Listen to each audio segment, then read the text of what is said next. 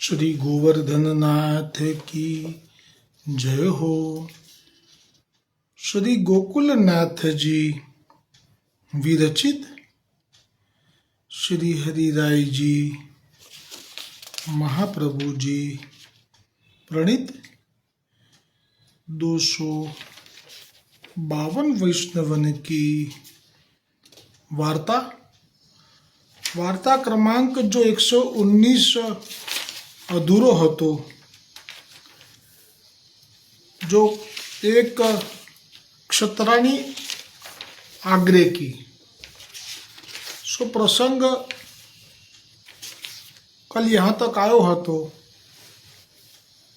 जो वा क्षत्राणी को स्वभाव ऐसो होतो जो लौकिक में ठाकुर जी की सेवा को चुकी जाती, ठाकुर जी को सेवा शुरू हवे के बाद अवेर बहुत करती। कल प्रसंग आयो हो तो जो पड़ोसन से मिथ्या वार्ताकरण को बैठ जाती, या लौकिक जो घर को कामकाज है रूह को कांतनो वगैरह। तो एक बार तो श्री ठाकुर जी ने श्री गुसाई जी से कहो जो ये सेवा में बहुत अवेर करत है, लौकिक में उनको मन है। तब श्री गुसाई जी ने जब वो सन्मुख हेवे को आई, ठाकुर जी को पहुंची के शयन कराई के, तब श्री गुसाई जी ने तो उनको ठाकुर जी की सेवा सौंपी है। तो उनको आप कह सके जो ठाकुर जी की सेवा न बनी आवत होई तो हमको श्री ठाकुर जी पधराई दे, तो अवेर बहुत काहे को करत है लौकिक कार्य में। तब वह क्षत्राणी ने कही थी, विनंती करी थी, महाराजा धीराज अब मैं बेगी ही क्यों करूंगी। बेगी ही એટલે જે એકવાર સેવામાં મંગળા થાય પછી જે સમય છે એમાં જો મોડું કરવું છે મોડું નહીં કરવું, બેગી એટલે જલ્દી, ખરેખર તો વહેલાય ના થાય। જે સમયનો માપ છે, જેમ બાળક ટેવાઈ જાય છે સુવાનો સમય, ઉઠવાનો સમય, ભોજનનો સમય, એવી રીતે પ્રભુ પણ ટેવાઈ જાય છે। પ્રભુ બાળકના ભાવથી બિરાજે છે।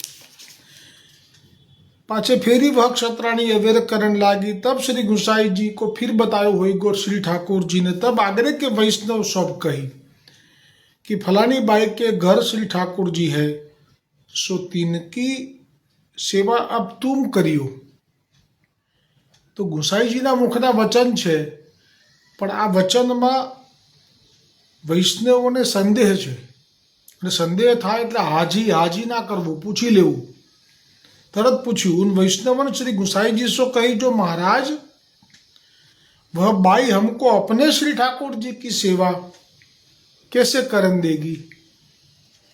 तब उन सब वैष्णवन से श्री गुसाई जी कहे प्रभु कछु दिन में वह बाई पास सेवा न करावेंगे, उद्वेग ते प्रतिबंध आएगो। तो आजे आ मने भाव समझायो, गई काले तो आज खाली वाँचेલું હતું પણ ત્યાં સુધી સ્પર્શ નહોતો થયો। સારું થયું જો આજે રિપીટ કર્યું, કેમ કે બહુ ઓછો પ્રસંગ છે હવે, એટલે મેં આખું રિપીટ કર્યું। આટલું તો જાણવા મળ્યું કે ગુસાઈજી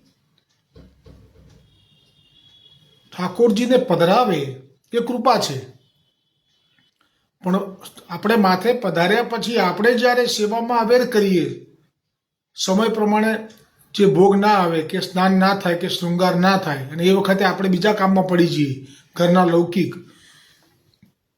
અને પછી આપણી મરજી પ્રમાણે આપણે સેવા કરીએ, એટલે કે સમય આપણે એનો કાયમ માટે મેન્ટેન ના કરી શકીએ, તો પછી શું થાય? તો તે જે સેવાનો સમય ન સચવાય અને ઠાકોરજી અપ્રસન્ન થાય તો શું સ્થિતિ થાય એ આપણને આ પ્રસંગથી જાણવા મળશે। श्री गुसाई जी ना वैष्णव ने जो प्रत्युत्तर आपे एम कहूँ कि प्रभु की कुछ दिन में वह बाईपास सेवा न करावेंगे, उद्वेग ते प्रतिबंध आवेगो। આ પ્રતિબંધ વિશે પણ 2 કે 3 અલગ અલગ રીતના પ્રતિબંધ પુષ્ટિ માર્ગમાં કયા છે. મને લાગે છે સેવાફલ નામના ગ્રંથમાં છે, ભૂલાવતું ના હોય તો, અથવા તો કોઈ બીજા ગ્રંથમાં હશે. બહુ અભ્યાસ નથી મને હજી ગ્રંથોનો, પણ એમાં આપણે આજ્ઞા કરી છે કે જે પ્રભુકૃત પ્રતિબંધ છે એમાં પછી કંઈ થઈ શકે નહીં. પ્રભુ એમ કહી દે કે પ્રભુ એવું ઈચ્છે કે મારે સેવા નથી લેવી, તો પછી એ સેવા એ હવે જીવનભર ન કરી શકે. પેલો પ્રસંગ છે જેમાં જે ક્ષત્રિય હોય છે અને પેલો લાડ બાંડિયો હોય છે, તો એ ક્ષત્રિયના પડોશમાં રહેતો હોય છે અને ક્ષત્રિયના આરીથી એ વૈષ્ણવ થાય છે. અને ક્ષત્રિય ચેતવી હોય છે કે ઠાકોર એને ધન જોઈતું હોય છે બનિયાને, એટલે તંત્ર મંત્રને કારણે એ બધી ધૂપ ધુવાડો કરે ને બધું અહીંયા આવે, પણ ઠાકોરજી જાણે છે કે આપણો જીવ છે એટલે કે લઈ લો. તો એને લીધો તો કે હું તો આવું કે મને દ્રવ્ય મળે, તો ઠાકોરજીએ કે આપ્યું, તો એના ઘરમાં દિવાલ પડે છે ને બધું દ્રવ્ય નીકળે છે, એટલે એને વિશ્વાસ બેસી જાય છે. પણ એ પછી વૈષ્ણવ થાય છે. પણ પછી કહે છે ક્ષત્રિય લાડ બનિયાને કે જો તું આ અન્યાશ્રય કરીશ તો આ જે છે એ જતું રહેશે, ઠાકોરજી પણ જતા રહેશે. પછી એ પૂછતાવે છે, પછી એ કહે છે કે તારા ઠાકોરજી પણ નહીં રહે. તો એ સચેત રહે છે, પોતે અન્યાશ્રય નથી કરતો, પણ એના ઘરની એની પત્ની અન્યાશ્રય કરી બેસે છે અને એને ગેરહાજરીમાં એને ધ્યાન બહાર એવી રીતે, અને પછી એ પ્રમાણે બધું જાય છે.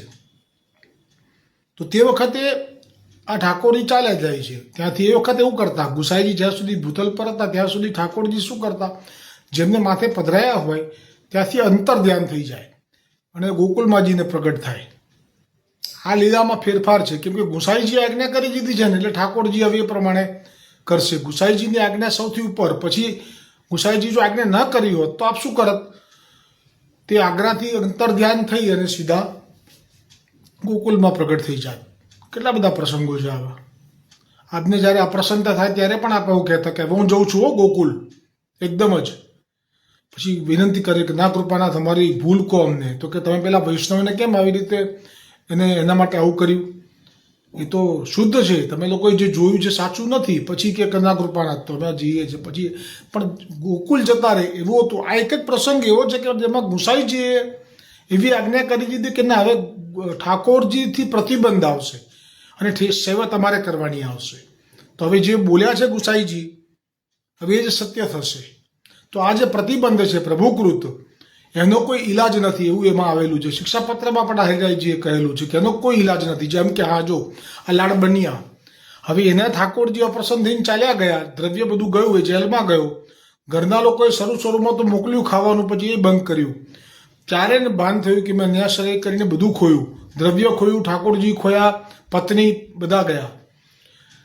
પછી એ છૂટ્યો ઠાકોરજીની કૃપાથી, પ્રારબ્ધ પૂરું થયું એટલે, પણ ઠાકોરજી પાછા ના પધાર્યા. હવે સેવા ના થઈ શકી. પ્રભુકૃત જ્યારે પ્રતિબંધ હોય ત્યારે પછી એમાં કોઈ વિકલ્પ નથી રહેતો. એટલે આ જ વસ્તુ બધાને લાગુ પડે છે. હું બોલું છું કે બધાને, એટલે હવે સમજી જજો, બહુ ચોખવટ કરવી યોગ્ય નહીં.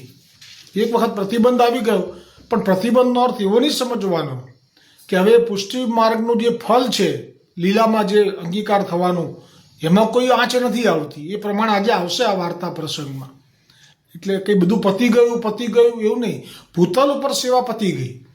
હવે કારણ કે આ એવી રીતે સેવા ના થઈ શકે કે આપણે આપણા મરજીમાં ઠાકોરજીને જગાડીને પછી મરજીમાં ઠાકોરજીને મંગળ ભોગ ધરીને પછી મરજીમાં ઠાકોરજીને સ્નાન, ને પછી જ્યારે આપણને થાય ત્યારે આપણે રાજભોગને પછી થાય ત્યારે આપણે ઉત્થાપન, તો પછી આવું થાય.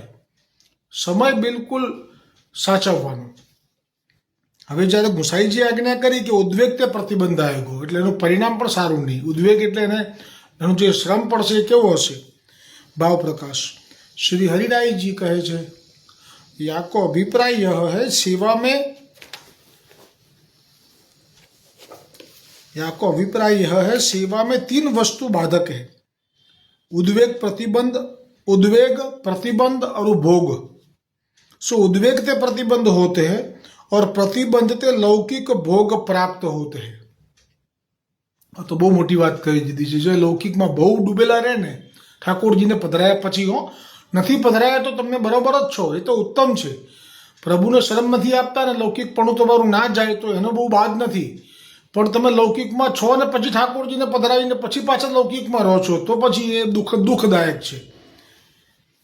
उद्वेग प्रतिबंध और भोग उद्वेग ते प्रतिबंध होते हैं। उद्वेग थी सेवा में प्रतिबंध आवे और प्रतिबंध ते लौकिक भोग प्राप्त होते हैं। नुकसान तो है ज नहीं पाछू, केम के पेलीनी जे लौकिक मजा होती थी लोकोनी जोड़े वातो करवानी अने पोतानुं लौकिक कर्या करवानी, हवे एमांने आजादी मळी गई। शुं नुकसान गयुं? एने जोईतुं तो ए मळी गयुं।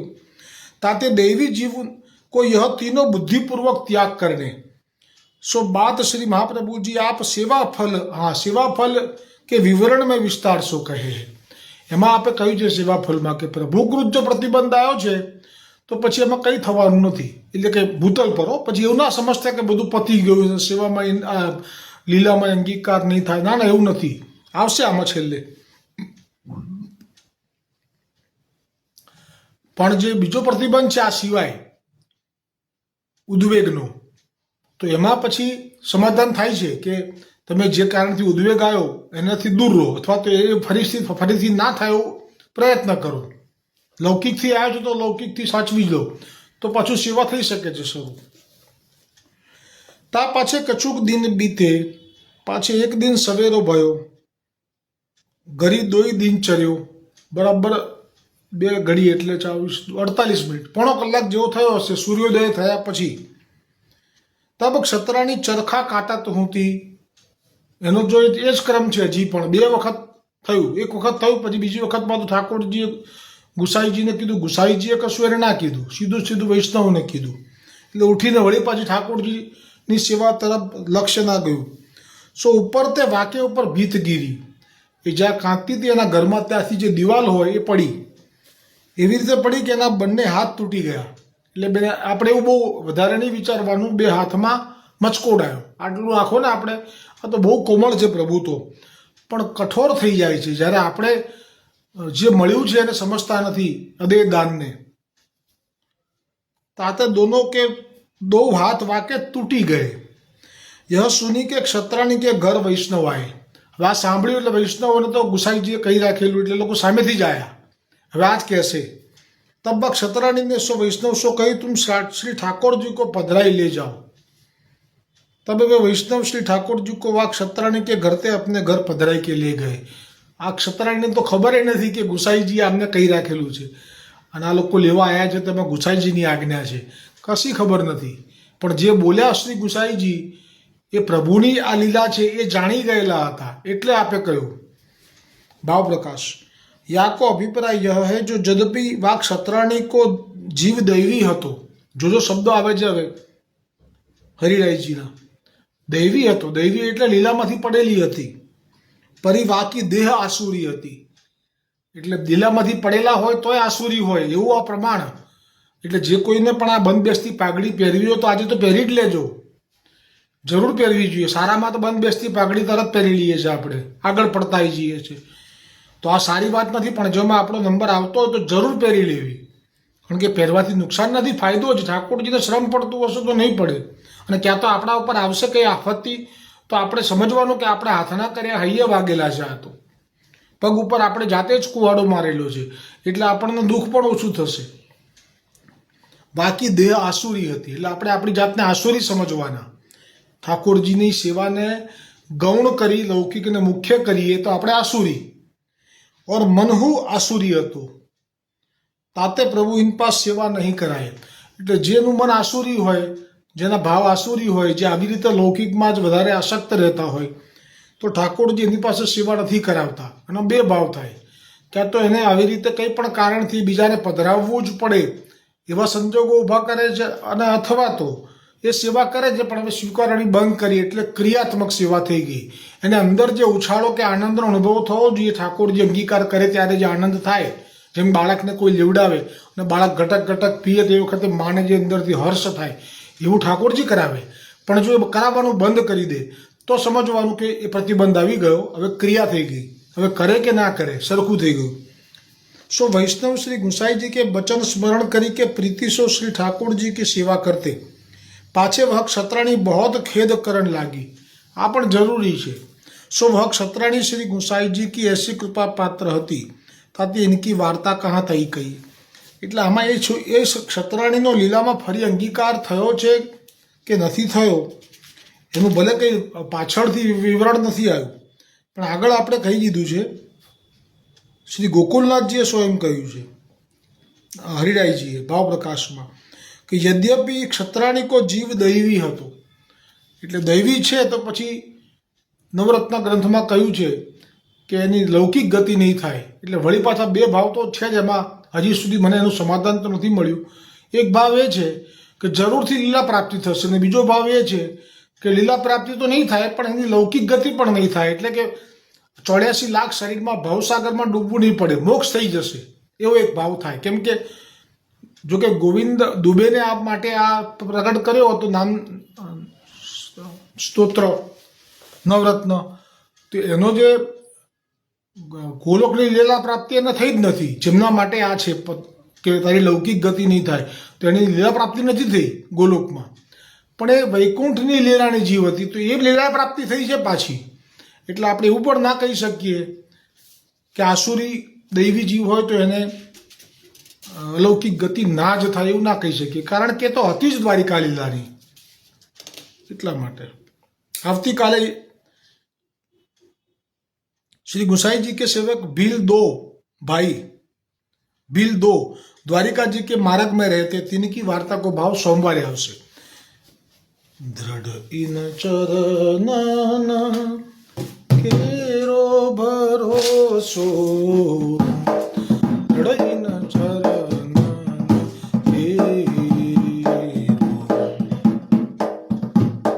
श्री वल्लभ नख चंद्र छटा बीना सब जग माजू अंधेरो भरोसो, दृढ़ इन चरण की साधन और नहीं कली में जासो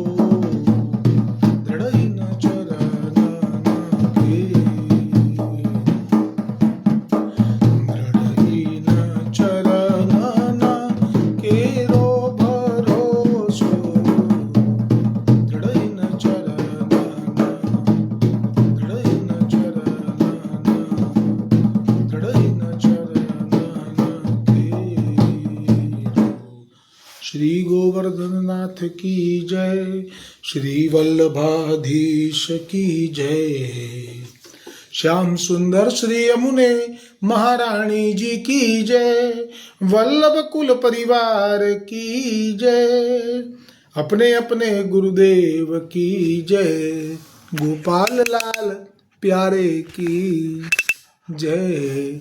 આજે સૌ વૈષ્ણવોને દેવશયની એકાદશીની ખૂબ ખૂબ મંગલ વધાઈ.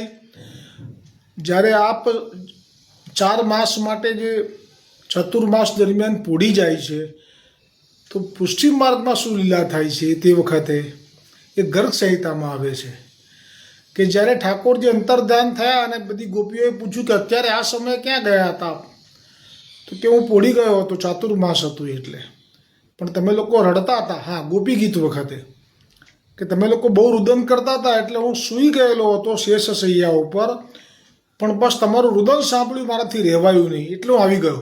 એટલે એનો ભાવ એવો થાય કે આપનું જે સૂઈ જવું છે 4 માસ, એ તો ગર્ગ સંહિતામાં પુષ્ટિજીવોની સામે પણ આ લીલાને આપે ચરિતાર્થ કરીને બતાવી દીધી. પણ પછી ગોપીજોને વાળી પાછો એવો ભાવ કર્યો કે તમે શેષ શૈયા પર સૂઈ જાઓ તો કેવા દર્શન થાય.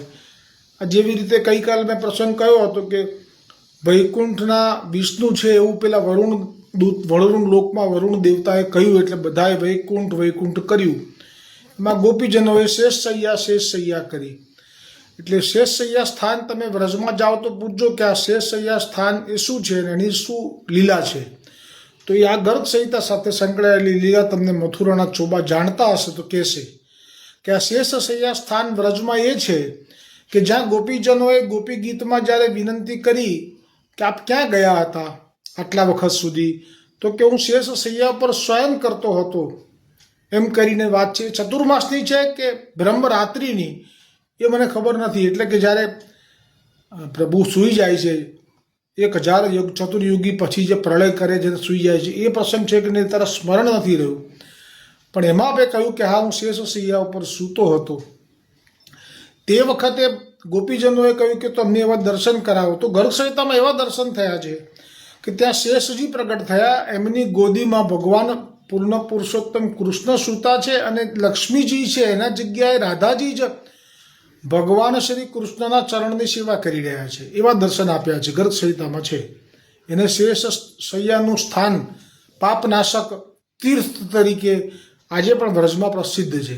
એટલે આ એક એના સાથે જોડાયેલી લીલાનું સ્મરણ થયું એટલે આજે આપની સામે વર્ણન કર્યું. હવે પરમ દિવસે સોમવારથી આપણે સત્સંગનું સત્ર ચાલુ થશે.